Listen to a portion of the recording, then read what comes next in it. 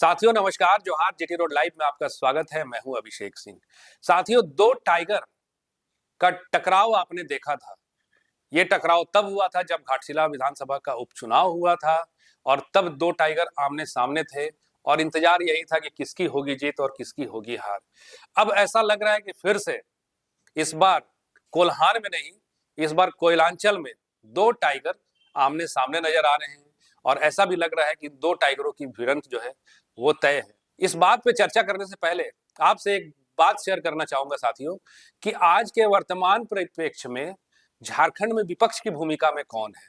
सरकार तो हेमंत सोरेन की है, लेकिन क्या भाजपा अपने पूर्ण रूप से दायित्वों का निर्वहन कर रही है बतौर विपक्ष? ऐसा सवाल इसलिए क्योंकि आप देखिए कि तमाम जन मुद्दों से लेकर के जो भी सरकार के खिलाफ बातें हैं उसको लेकर के भाजपा न कभी सड़क पर नजर आती है और ना भी कभी आंदोलन करते हुए नजर आती है। कुछ प्रेस कॉन्फ्रेंसेस होते हैं तो वो भी उनके दफ्तर में होते हैं, या फिर आप देखेंगे कि सदन के सामने भाजपा कुछ बैनर और पोस्टर लेकर के खड़ी हो जाती है। लेकिन इस विपक्ष का जो निर्वहन है वो आज एक ऐसी पार्टी कर रही है जिसके एकमात्र विधायक हैं और वो भी उनका जो आंदोलन होता है वो कभी सड़कों पे भी दिखता है, उतना ही अग्रेसिव दिखता है, उतना ही आक्रामक दिखता है। तो उसके साथ ही साथ विधानसभा में भी जो उसके नेता हैं वो उसे उतने ही अग्रेशन के साथ रखते हैं। अभी आप देखेंगे कि जिस तरह से छात्र हित को लेकर के JLKM का जो आंदोलन हुआ था उसमें एक पद यात्रा हुई थी जिसपे JLKM के तमाम कार्यकर्ता और नेता जहां सड़क पे आंदोलन को रख रहे थे, वहीं दूसरी तरफ में टाइगर जयराम महतो सदन में उस बात को उतनी ही बुलंदी के साथ रख रहे थे। लेकिन अब क्या ये जो लड़ाई है ये बढ़कर, लेकिन अब क्या बात सिर्फ सदन तक ही नहीं है, अब क्या बात कोयलांचल की भी हो रही है। क्योंकि अब जो है जो वहां, क्योंकि अब आप देखिएगा कि जिस तरह से कोयलांचल के टाइगर कहे जाने वाले ढुल्लू महतो जो वहां के सांसद हैं भाजपा से, उनके खिलाफ भी अब जयराम महतो काफी प्रखर हो गए हैं। अब कुछ बातें आपने जीटी रोड लाइव में पहले भी देखा होगा कि किस तरह से टाइगर जयराम महतो वहां के जो विस्थापित लोग हैं या फिर वहां के जो जमीन मालिक हैं उनको लेकर के रखा था। उसी तरह से आज फिर टाइगर जयराम महतो ने वहां के मुद्दों को लेकर के बहुत बड़ी बात कही है और साथ ही साथ सीधा सीधा आरोप जो है वो वहां के सांसद और वहां के विधायक पे लगाया है। साथियों, हम चाहेंगे कि एक बार आप जरूर सुनिए कि टाइगर जयराम महतो ने कहा क्या है। आदमी से एक गलत आदमी को छेड़ रहे हैं, एक रिसर्चर हैं, और जब एक रिसर्चर जब रिसर्च करता है ना तो धागा खोल के रख देता है। आप सिर्फ दुनिया को गुमराह कर सकते हैं क्योंकि आप सांसद विधायक के दोनों भाई, तो आपका एक फैन तो आपके ऊपर लगाइए, एक भी साबित कीजिए, साबित कीजिए। नहीं, हम आपको तथ्य दे रहे हैं, पत्रकार बंधु, हम आपको तथ्य जांच करते हैं। मुंडेन का जांच कराइएगा, प्रीति इंटरप्राइजेज का जांच कराइएगा, खेमका का जांच कराइएगा और अभी इंदू का। ये केवल नाम की नहीं और का है, सीधा पार्टनरशिप है। और अगर आपको जानना है तो जगन्नाथ भट्टा का जांच करा लीजिएगा, भारत भट्टा का जांच करा लीजिएगा, राजगंज के भट्टे का जांच करा लीजिएगा, पोचरी के भट्टे का जांच करा लीजिएगा, पता चल जाएगा। और जानना है तो कतरास में जो हनुमान मैंशन का ऊपर का फ्लोर है, सारा फ्लोर का जांच करा लीजिएगा। उज्जीवन जो बैंक है उसकी फ्रंट में जितना सारा जमीन उसका जांच करा लीजिएगा। लेडी डूमर में जो 1.5 किलोमीटर का जमीन है उसका जांच करा लीजिएगा। और कितना हम नाम ले रहे हैं, हम हनुमान मैंशन का नाम ले रहे हैं, हम 3 लोगों का नाम लिए। हम अभी उत्तर प्रदेश का जमीन का डिटेल आपको देंगे, वो बताए ना।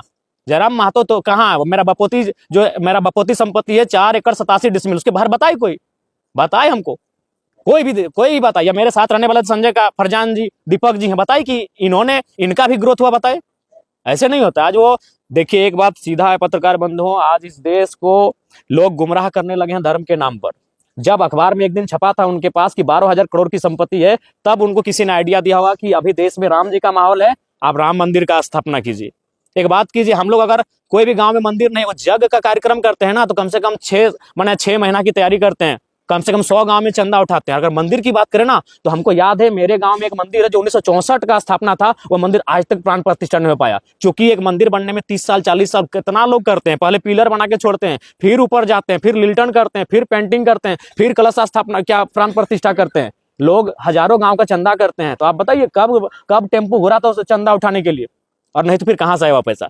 धर्म आस्था का विषय है, सबको अपनी आस्था का सम्मान करना चाहिए। लेकिन मैं आज फिर कहूंगा, जब धर्म की बात कोई साधु करे सुहाना है, धर्म की बात कोई पैगंबर करे अच्छी बात है, धर्म की बात कोई जीसस करे अच्छी बात है। अगर कोई राजनेता धर्म की बात कर रहा है, सोच लीजिए वो अपने अवैध कारोबार को उसके आड़ में छुपाने का प्रयास कर रहा है। वो आपकी शिक्षा, आपके स्वास्थ्य को, आपके रोजगार को उसके आड़ में छुपाने का प्रयास कर रहा है। आज वो कह रहे हैं कि राम भक्त होना गर्व की बात है। ये कौन सा राम भक्त है जो अपनी चाची को अपने बेस्या शब्द से नवाजा? सार्वजनिक जगह पर बेस्या नहीं, बेस्या का जो विकृत शब्द होता है तो शब्द ये कौन सा राम भक्त है भाई जो बेस्या शब्द अपने सार्वजनिक हजारों लोगों के बीच में मीडिया के सामने अपनी चाची को संबोधन किया? आज अगर हिंदुत्व की बात करें तो बेटियों को लक्ष्मी का दर्जा दिया जाता है। अरे आप कौन से धर्म के और कौन से राम भक्त होने का दावा कर रहे हैं जो अपनी बेटियों के नाम पे आप शराब के टेंडर लेने लगे हैं?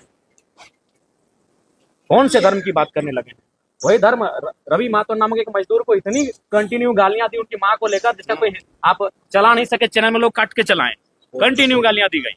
रवि मातो नाम के वर्कर को बाघमारा विधायक इतनी कंटिन्यू गालियां दी, उसमें कम से कम 100 बार उनकी मां को लेकर गालियां दी गई। और आप वही बोले तो अगर अपने अपराध को ढकना है आज की डेट में तो भगवान राम जी का नाम लीजिए। और जनता भी, कार्ल मार्क्स ने ऐसे 150 साल पहले कहा था कि धर्म को लोग अफीम की तरह इस्तेमाल करेंगे, और बिल्कुल आज के राजनेता धर्म के नाम पर उसको अफीम से भी खतरनाक इस्तेमाल कर रहे हैं।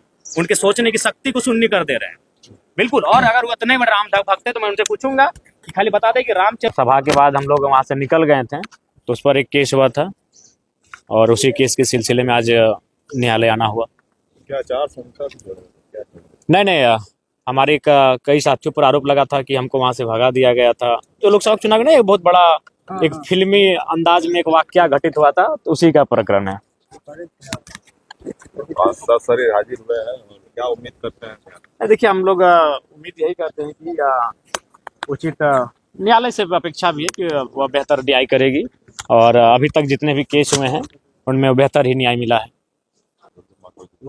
देखिए अच्छा एक बात बताइए कि आप जो है अनूप सिंह के गोद में बैठ कर नहीं बिल्कुल, आज के दौर में जितना मेरे 36 के आंकड़े अनूप सिंह जी से है उतना किसी से नहीं है। तो ये केवल कहने की बातें हैं, और वो तो उनसे बेहतर कौन जानता है कि वो दुनिया को कितना बेवकूफ़ बनाते हैं और किसके कितना अंदर में किसके साथ साठगांठ करते हैं, ये किसी से नहीं छुपा है। और हमने क्या कहा था, आज तो देश का हर नौजवान इन विषय को कहेगा, और वो केवल धनबाद सांसद को ही क्यों, इस देश के तमाम उन सांसद विधायकों को कहेगा जो अवैध रूप से धन एकत्रित कर रहे हैं। आज भुखमरी है, लाचारी है, गरीबी है, और उसी राज्य में, उसी देश में कोई विशेष आदमी है जिसे हम लोग विधायक, सांसद या ब्यूरोक्रेट्स कहते हैं, उसके पास लाखों नहीं, करोड़ों नहीं, हजारों करोड़ की संपत्ति है। तो ये तो कोई भी कहेगा। हमने तो ये कोई आरोप नहीं लगाया, ये तो एक याचिका दायर हुई है, एक सुप्रीम कोर्ट में एक याचिका दायर हुई है, और उस याचिका के आधार पर न्यायालय ने राज्य सरकार को एक संदेश जारी किया है कि आप इस पर जांच करें, आप इस पे देखें कि ये क्या है मसला। और बिल्कुल आज धनबाद सांसद की आयु 50 वर्ष है, और कोर्ट में दायर एक याचिका के अनुसार उनके पास 40,000 करोड़ की बेनामी संपत्ति है। यदि मान लें कि आज के बाद वह 30 साल और जिए, 80 साल एक संतोषजनक उम्र होता है, 30 साल और जिए, तो अगर वो उस बांटे, चूंकि वो बांटते भी हैं, बांटना चाहिए, अगर बांटने भी लगे ना तो एक दिन में 3-3 करोड़ रुपया बांटेंगे, फिर भी उस पैसे को खत्म नहीं कर पाएंगे अपनी पूरे जीवन में। और एक आदमी बड़ी मुश्किल से, एक मध्यम मिडिल क्लास फैमिली का आदमी एक दिन में बड़ी मुश्किल से 100, 200, 250 रुपये खर्च करता है। अगर उनको हम 5 लाख रुपए खर्च करने के लिए दे दें, 5 लाख रुपए किसी का माने सैलरी नहीं होता है, किसी का महीना का सैलरी नहीं होता है, अगर हम 5 लाख एक दिन में उनको खर्च करने दें तो लगभग 2192 साल लगेंगे। ये महज जयराम महतो कोई भाषण नहीं दे रहा है पत्रकार बंधुओं, सोचिए कि कितनी बड़ी असमानता है कि एक आदमी अगर एक दिन में 5 लाख रुपए भी खर्च करता है, 5 लाख रुपए समझ रहे, एक दिन का कह रहे, महीने का नहीं, एक दिन में अगर 5 लाख रुपए खर्च करता है तो उसे खर्च करने में कितना लगेगा मालूम है? जितना अभी हम 2026 चल रहा है, यानी 2192 साल लगेंगे, माने 2000 साल से ज्यादा समय लगेगा खर्च करने में। सोचिए कितनी बड़ी असमानता बनी है। और ये हम नहीं कह रहे हैं, ये तमाम तथ्य कह रहे हैं, रिपोर्ट्स कह रहे हैं कि उनके पास 40,000 करोड़ की संपत्ति है। अगर उसे अब ये तो आप भी जानते हैं और हम भी जानते हैं, बता ही देते हैं। मुंडेन कंपनी का थोड़ा जांच करवा लीजिए, बड़ी फैन फॉलोइंग नहीं, पेड करते हैं लोगों को, फैन फॉलोइंग कुछ नहीं है, उनको अकेले कहीं जाने भेजिए, कोई मार्केट में कोई प्लेस में 2 आदमी नहीं, वो पेड जो लोग हैं वो मेरे बारे में लिख दे, कोई फर्क नहीं है।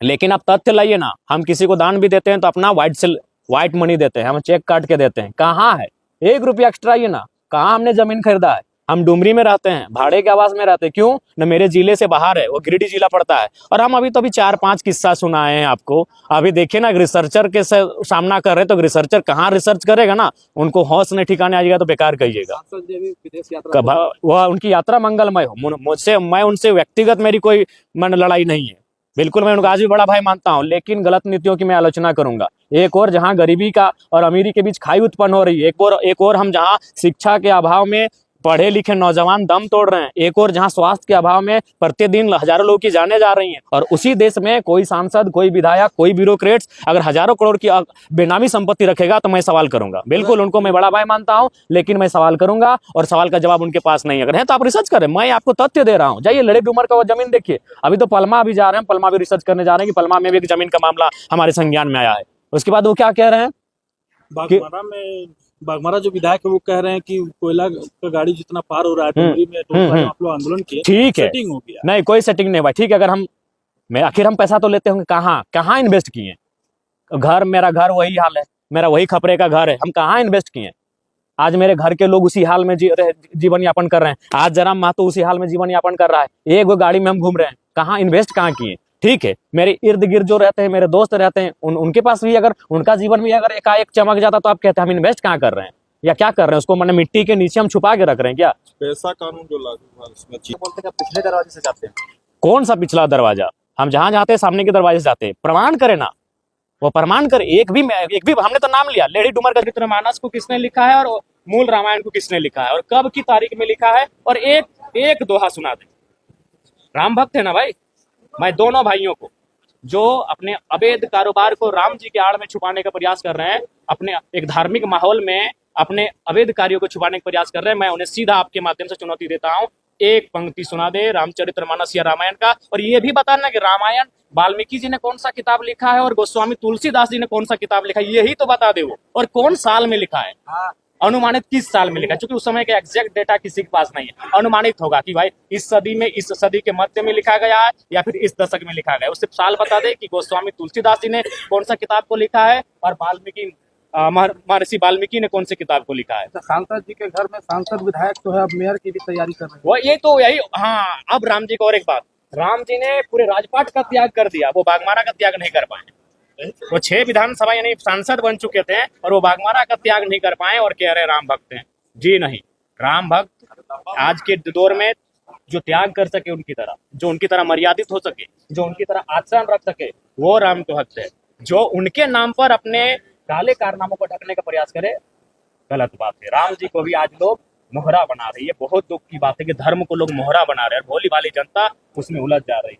मैं किसी भी धर्म और किसी भी आस्था के खिलाफ नहीं हूँ, लेकिन अगर कोई राजनेता अपने अवैध कारोबार को, अपने गलत कार्यों को, धर्म को मोहरा बनाकर ढकने का काम करेगा, तो मैं एक वैज्ञानिक युग में रहने वाला युवा जरूर मैं जनता को ये भाजपा जो है दलीय आधार पर जो चुनाव की बात कर रही है, लगातार हो जाना चाहिए। दलीय आधार पर हो जाना, हम सहमत हैं। भारतीय जनता पार्टी के इस विचार का हम समर्थन करते हैं कि दलीय आधार पर चुनाव हो जाना चाहिए। तो साथियों, आपने सुना कि टाइगर जयराम महतो ने कहा क्या है, और बिल्कुल सही बात है कि जहां बात अधिकारों की होती है, जहां बात मूलवासियों की होती है, या फिर जहां अगर किसी को कोई जरूरत होती है, तो वहां न सिर्फ वो पहुंच ही जाते हैं, बल्कि उसके साथ ही साथ संबंधित विभाग, संबंधित अधिकारियों से भी और संबंधित मंत्री से भी बात करके इस समस्या के निदान की कोशिश करते हैं। यही विपक्ष का काम है जो आज टाइगर जयराम महतो कर रहे हैं। आज के लिए साथियों इतना ही। जाते जाते आपसे वही आग्रह कि अगर आपने हमारे चैनल को सब्सक्राइब नहीं किया तो जरूर कर लीजिए, हमारे वीडियो को लाइक, शेयर और कमेंट जरूर कीजिए। आज्ञा दीजिए। नमस्कार, जय हिंद, जय भारत।